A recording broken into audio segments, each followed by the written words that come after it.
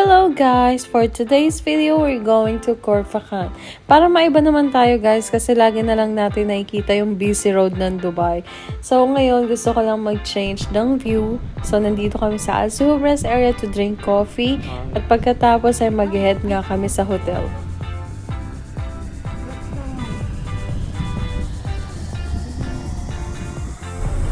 So for today's guys, ang napili nga naming hotel ay itong Oceanic Corfacan Resort and Spa. Upon searching kasi maganda yung beach nila, okay din yung mga reviews, and not only that, but because it's affordable. So pagkadating nyo nga sa property guys, magtatanong lang yung guard sa inyo kung mag-check-in kayo, sagot nyo lang yes, and i-head nyo na kayo sa reception. So go straight lang, tapos pwede nyo nang iwan dyan yung sasakyan nyo guys kasi may mag-a-assist sa inyong bellboy. Kukunin niya lang yung susi ng sasakyan nyo guys at siya na rin bahala mag-park. So ngayon nga magpuproceed na tayo sa reception for check-in.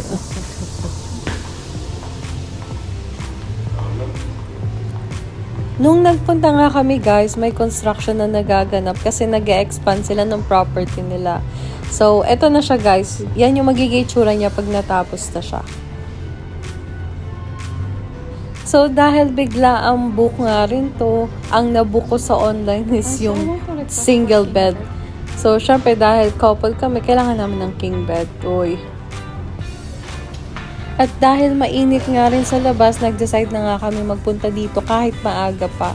So, noong mga time na to, it's like 11:30, but the check-in it's 2 p.m. But gladly that the receptionist said like, mag-antay lang daw ng 5 minutes and she will give the room. So, diba? No need to pay na for early check-in. Reservation made online, pero kailangan mo pa rin mag-signature and kailangan mo pa rin magbayad ng VAT because VAT collection upon arrival. So, ayan, bayad lang.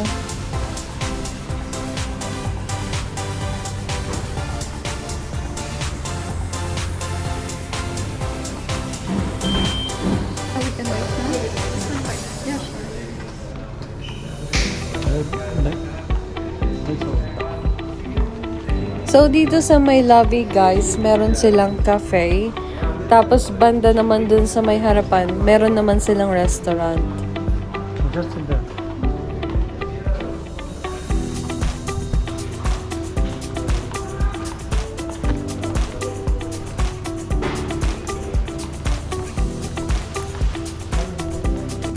Habang nag-aantay kami guys, umupo muna kami saglit at nagchismisan ng konti. Nakalimutan ko na nga rin kung anong pinagchichismisan namin ng mga oras na yan. Ayan nga guys, inabot na sa amin yung key. So, nasa second floor tayo, room 203. So, syempre mag-elevator. Meron silang tatlong elevator dito guys. Ayan, magkakaharap yan. Left, right, and then yung nasa harapan. So, ayan na nga guys, narating na natin yung room. So, pagkapasok mo is normal lang naman. Excited lang ako sa view. Kasi nakita ko sa mga pictures, meron silang mountain view. So, iniisip ko kung meron din ako mountain view. So, sabi ko nga kay Dash, open niya na yung curtain. Pero, ang una kong nakita is yung construction building. Yung ginagawa nilang building. Pero, meron naman pala dun sa my right side. So guys, yan yung view natin for today.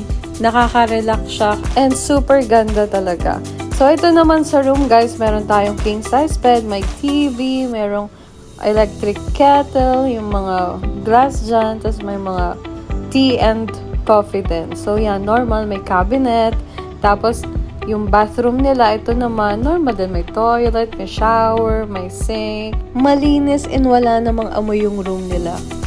So perfect.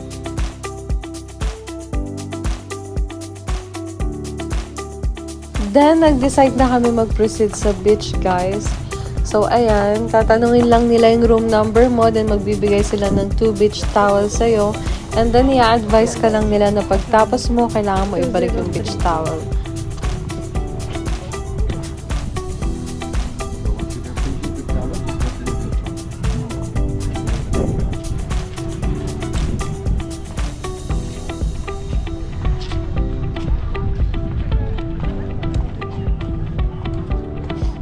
Hi.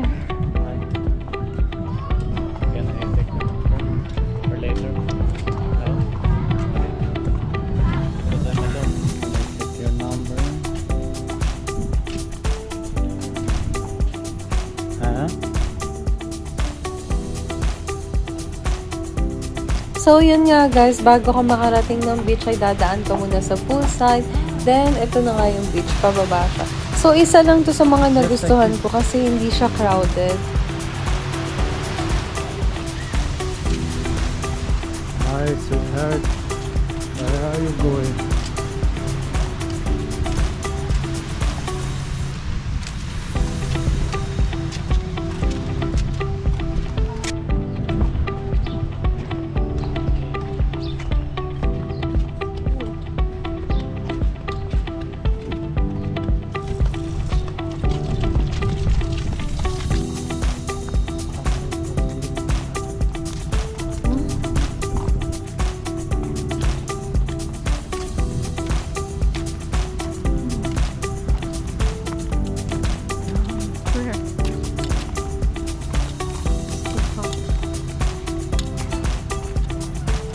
Or this?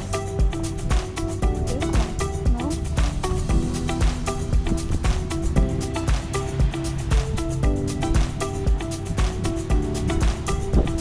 One more.